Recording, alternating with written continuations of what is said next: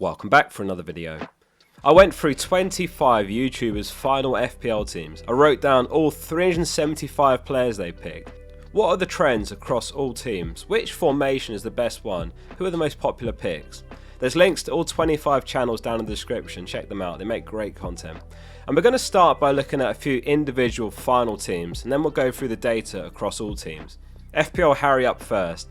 Bunch of top 10k finishes to his name, and he's opted for Sanchez in goal. He's gone Milenkovic, Pedro Porro and Anderson in the back three.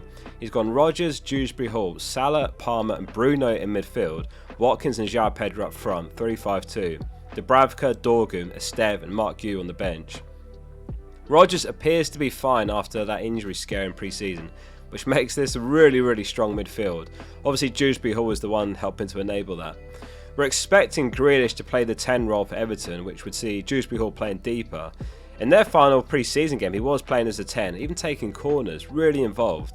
It's worth pointing out, and Grealish has said the same himself, at the start of seasons it can take him some time to get up to speed, so we might see Dewsbury Hall as the 10, and Grealish working his way into the team. And also there's that chance of Grealish coming off early and Dewsbury Hall pushing forward, so I think he's a really nice pick. But is there any hope of defensive contribution points? I've had a look, and in the 22-23 season at Leicester, he started 28 games and he reached the threshold on 7 occasions, so exactly 25% of the time. The year before that, he did it 6 times in 24 starts, so 25% again. So not that often, roughly 1 in 4 games you're getting an extra 2 points, but he's 5 million, and as I say, likely to remain on corners for them, potentially free kicks as well. The only thing I don't like about him is, where do you go if he disappoints you with, nothing but 2 pointers, 1 pointers? There's no 4.5 mil midfielders this season by the looks of it, and the 5 mil mids are really limited. I'll be honest, I am considering him though. Harry's really good at picking players that will give him those big rank swings, and that's what Milenkovic could be versus Murillo. Milenkovic not as good for defensive contributions, but he's 5 inches taller than Murillo, and he's got way more goal threat off those set pieces and corners. That all said, Harry is a template wanker, and therefore 55% own João Pedro is not surprising. He won't mind me saying that because we're good mates. Lovely team from Harry. By the way, I've just launched a brand new free FPL newsletter with Harry and also FPL Raptor. Every Thursday, the 3 of us are going to bring you a new one with an optional premium newsletter as well every Monday, packed with loads of additional content, fresh off the back of every game week, every weekend. It's going to have our teams, transfer plans, captaincy, some overlap with the video content of course, but lots of original content in there as well, and then obviously a completely different format, a newsletter. Go to wrapped.tips to sign up, there's a link in the description. Today is of course the final one that went out before Game Week 1, and assuming you missed it, you can still access the whole newsletter by going on the website. Late Riser up next from the brilliant FPL Wire podcast. He's finished top 100 in the world twice, which only a seriously small amount of managers can claim. And with both of those finishes, he was number 1 in the whole of India, which is where he's from. I mean, imagine coming number 1 in your country not once but twice. He sees the game in a really unique way in my opinion. Sometimes it comes off spectacularly for him, other times not, but I've got to respect he plays his own way.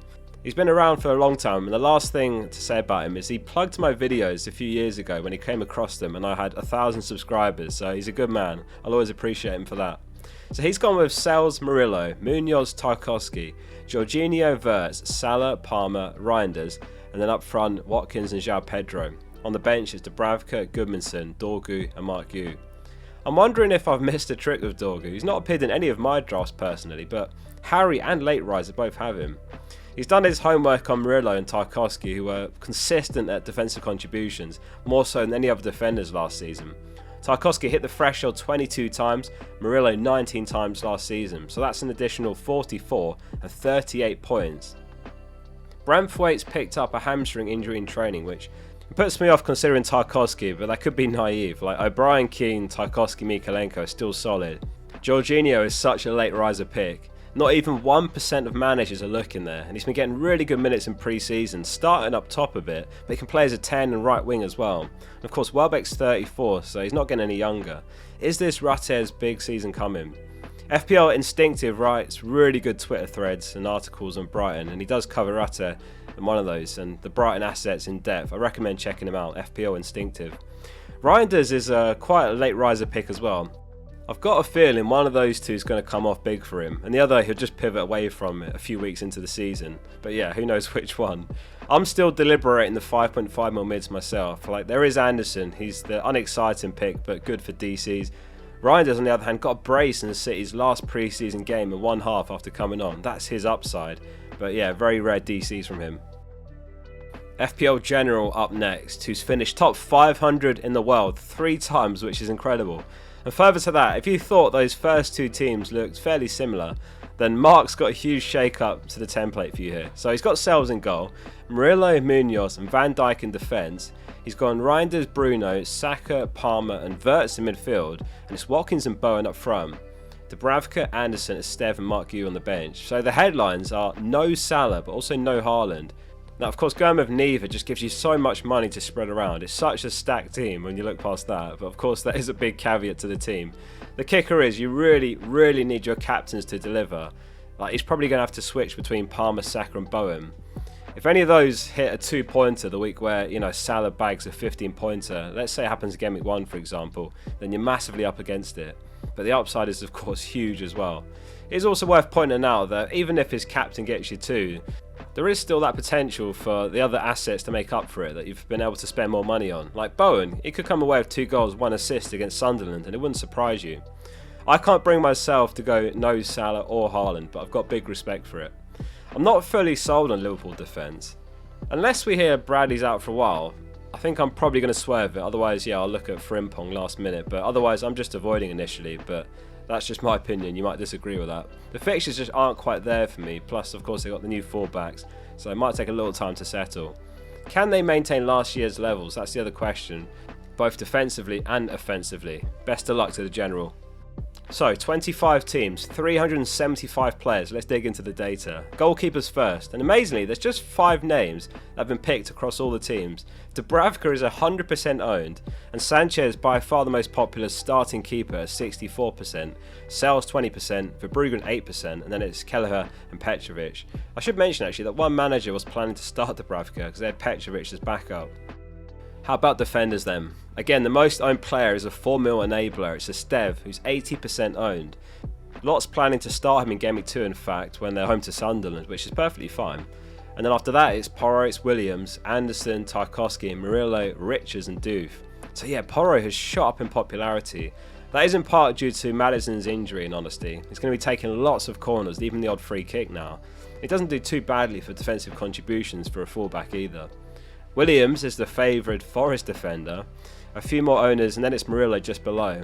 Milenkovic doesn't break near the top 10 even though of course Harry had him. Midfielders then, so Salah's in all but one team which is FPL General's, 96% ownership, and Palmer's in all but 2 teams, 92% ownership. A shockingly low owned Saka of course is the other forgotten premium in midfield. He's 17% owned overall but just 2 YouTubers have him. A perfect conclusion to the Wirtz versus Bruno debate on the cusp of Game Week 1. Both are exactly 60% owned, there's no winner.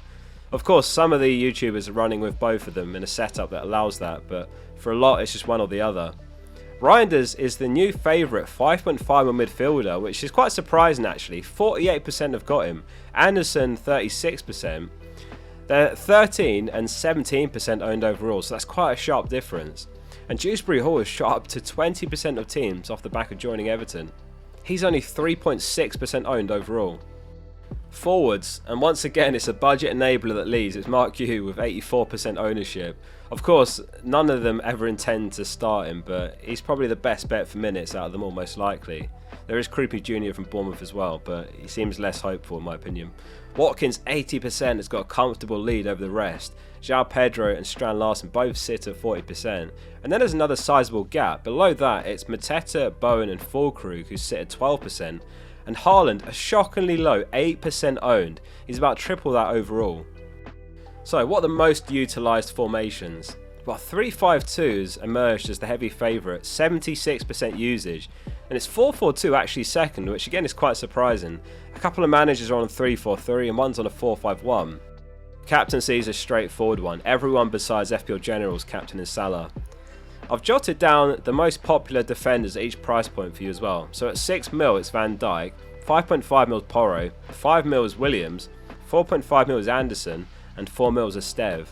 And then the midfielders, we'll ignore the premiums, 9mm is Bruno, 8.5mm is Wirtz, 7.5mm is Gakpo, 6.5 mil is in Die, 5.5 mil is Reinders, and then 5 mil is Dewsbury Hall. 4.5 mil is King from Fulham.